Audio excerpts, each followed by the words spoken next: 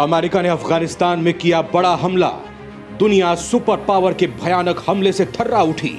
तालिबान ने पाकिस्तान को मिटाने की खाई कसम। शहबाज शरीफ बर्बादी के आगाज से हुए बेचैन।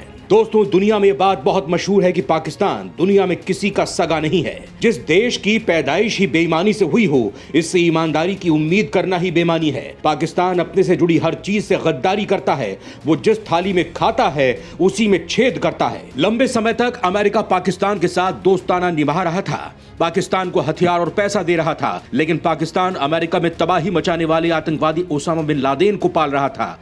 अमेरिका दुनिया भर में ओसामा को खोज रहा था और पाकिस्तान ने उसे अपनी जमीन में पनाह दे रखी थी। भारत में तबाही मचाने का ख्वाब देखने वाला पाकिस्तान आतंकवाद की फसल उगाता है। न जाने कितने आतंकवादी संगठन उसकी जमीन पर पलते बढ़ते हैं। पाकिस्तानी आर्मी उनको पैसा और हथियार देती है। पाकिस्तान इन आतंकवादियों का इस्तेमाल कश्मीर में हिंसा फैलाने में करता है। सवाल ये उठता है कि आखिर पाकिस्तान कश्मीर में हिंसा क्यों फैलाता है? कश्मीर के लोगों को भारत से अलगाव के लिए क्यों उकसाता है? जिससे खुद अपना देश नहीं संभल रहा, वो कश्मीर पर दावा क्या खाकर करता है? तो दोस्तों, पाकिस्तान ये अच्छी तरह से जानता है कि कश्मीर भारत का अभिन्न अंग है, जिसे वो 7 जन्मों में भी हासिल नहीं कर पाएगा। लेकिन दोस्तों, पाकिस्तान का जन्म भारत से नफरत के बेस पर हुआ था। पाकिस्तान की जाहिल जनता को खाने को रोटी भले ना मिले, लेकिन भारत से नफरत का घूंट पिलाकर पाकिस्तान के राजनेता अपना मतलब साधते रहते हैं। जनता के टैक्स का ज्यादातर पैसा भारत का खौफ दिखाकर पाकिस्तानी आर्मी चट कर जाती है और जनता के हिस्से में आता है आतंकवाद, हिंसा, बेरोजगारी, तबाही, भुखमरी। इस्लाम के नाम पर गरीब आवाम के मासूमों के हाथों में बंदूक थमाने वाला पाकिस्तान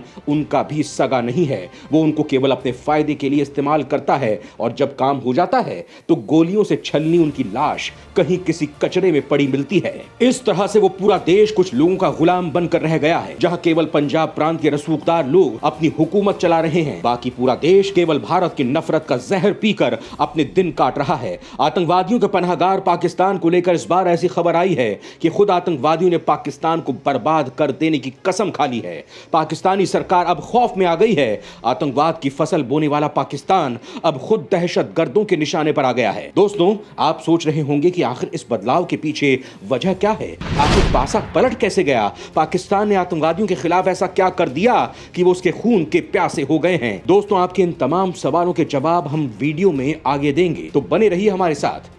अमेरिका से नजदीकी बढ़ाने को बाजवा बेचैन।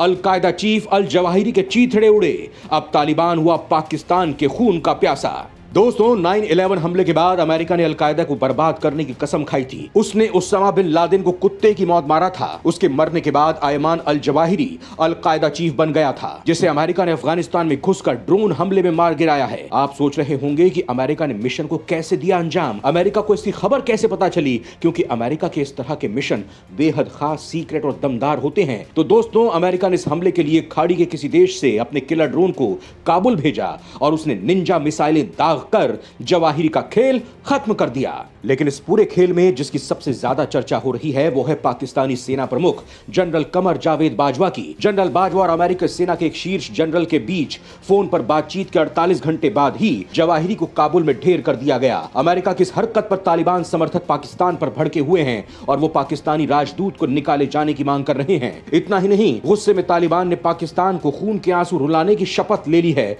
वो अब पाकिस्तानियों के खून के प्यासे हो गए हैं। दोस्तों, सवाल ये उठता है कि जब अमेरिकी सेना अफगानिस्तान से जा रही थी, तब पाकिस्तान तो तालिबानियों की मदद कर रहा था, वो तालिबानियों से करीबी बढ़ाने में लगा हुआ था। लेकिन अब ऐसा क्या हुआ कि पाकिस्तान तालिबानियों के खिलाफ हो गया है? लंबे समय से चीन के इशारे पर नाच रहे पाकिस्तान ने अमेरिका की मदद क्यों की? तो दोस्तों, पाकिस्तान इन दिनों कंगाली के दौर से गुजर रहा है और वो दुनिया भर में कर्ज की भीख मांगता फिर रहा है। प्रधानमंत्री मोदी ने उसे दुनिया में अलग थलग कर दिया है। मोदी की पहल पर ही अमेरिका के इशारे पर FATF ने पाकिस्तान को ग्रे लिस्ट में डाल दिया है। पाकिस्तानी अर्थव्यवस्था डिफॉल्ट होने के कगार पर है। पाकिस्तान की जनता भूखों मर रही है। महंगाई अपने चरम पर है। चीन से नजदीकी और मोदी की रणनीति की वजह से अमेरिका पाकिस्तान से बेहद नाराज है। लेकिन चीन ने भी ऐन वक्त पर पाकिस्तान का साथ देने से साफ मना कर दिया और यही वजह है कि इस बेबस भिखारी देश के सबसे गद्दार और मक्कार मक्कार इंसान पाकिस्तानी आर्मी चीफ कमर जावेद बाजवा को अमेरिका के आगे झोली फैलाने के लिए मजबूर होना पड़ा। इसी बातचीत के 48 घंटे बाद ही जवाहिरी का खात्मा हो गया। एक्सपर्ट्स का मानना है कि इस पूरे अमेरिकी ऑपरेशन में पाकिस्तान ने बड़ी अहम भूमिका निभाई है और इस तरह वो अमेरिका के करीब जाना चाहता है, लेकिन उसके पहले ही तालिबान ने पाकिस्तान को बर्बाद करने का प्लान तैयार कर लिया है। बताया जा रहा है कि अमेरिकी हमलावर ड्रोन विमान पाकिस्तानी हवाई क्षेत्र से होकर गया था, हालांकि पाकिस्तान ने इसका खंडन किया है।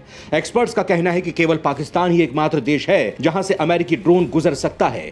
ईरान से अमेरिका की दुश्मनी है और मध्य एशिया में रूस के साथ तनाव है। ऐसे में केवल पाकिस्तान ही एकमात्र देश है जो अमेरिकी किलर ड्रोन को रास्ता दे सकता है। यह तर्क इसलिए भी महत्वपूर्ण है कि पाकिस्तान और तालिबान के बीच रिश्ते इन दिनों बहुत ही खराब दौर से गुजर रहे हैं। पाकिस्तान ने तालिबान के अफगानिस्तान पर कब्जे के समय उसे खुलकर समर्थन दिया था और उसके आतंकियों को अपने यहां पर शरण भी दी थी। तालिबान ने टीटीपी के साथ गठजोड़ कर रखा है और उन्हें शरण दी हुई है, जो पाकिस्तानी सेना पर खूनी हमले करते रहते हैं। वहीं तालिबान अब भारत के साथ भी नजदीकी संबंध बढ़ा रहा है। इन सभी से पाकिस्तानी निजाम खुश नहीं था। दोस्तों, जब अमेरिका ने लादेन को एबटाबाद में घुसकर मारा था, तब पाकिस्तान के साथ उसके रिश्ते बेहद खराब हो गए थे और इसीलिए पाकिस्तान जवाहिरी की जासूसी करके अपने खराब रिश्तों को पटरी पर लाना चाहता है। उससे उसे कितना फायदा होगा ये तो वक्त बताएगा, लेकिन इस पूरे मामले में गद्दारी का जो किस्सा है वो जानकर आप हैरान हुए बिना नहीं रह पाएंगे। सवाल ये उठता है कि पाकिस्तान को जवाहिरी का ठिकाना पता कैसे चला? तो दोस्तों, तालिबान का हिमायती बनकर पाकिस्तान ने उसे विश्वास में ले लिया। जवाहिरी की पत्नी पाकिस्तान में रहती थी और तालिबान राज आने के बाद उसे अलकायदा सरगना के साथ रहने के लिए पाकिस्तान ने ही काबुल पहुंचा दिया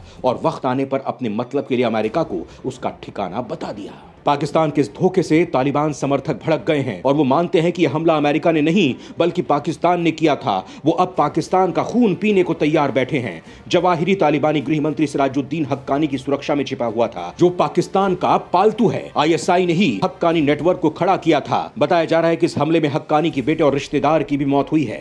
अब हक्कानी के रिएक्शन पर दुनिया की नजरें टिकी हुई हैं। तो दोस्तों, पाकिस्तान के लिए आगे कुआं पीछे खाई वाली स्थिति है। अमेरिका के करीब जाने से उसका जिगरी दोस्त चीन भी खामोश नहीं बैठेगा। तो पाकिस्तान ने एक साथ इतने दुश्मन खड़े कर लिए हैं जो उसकी बर्बादी को बेचैन है और इन सब के पीछे मोदी की मजबूत रणनीति है। आप सोच रहे होंगे कि इससे मोदी का क्या वास्ता? ये तो पाकिस्तान तालिबान का मामला है। तो दोस्तों, प्रधानमंत्री मोदी ने ही पाकिस्तान को FATF की ग्रे लिस्ट में डलवाया था, जिसके बाद उसे भीख नहीं मिल रही है और इसी छटपटाहट में उसने कदम उठा ली। वैसे कहा भी जाता है कि जो जैसा बोता है वो वैसा ही काटता भी है और पाकिस्तान का हाल वही है। आगे आगे देखिए होता है क्या।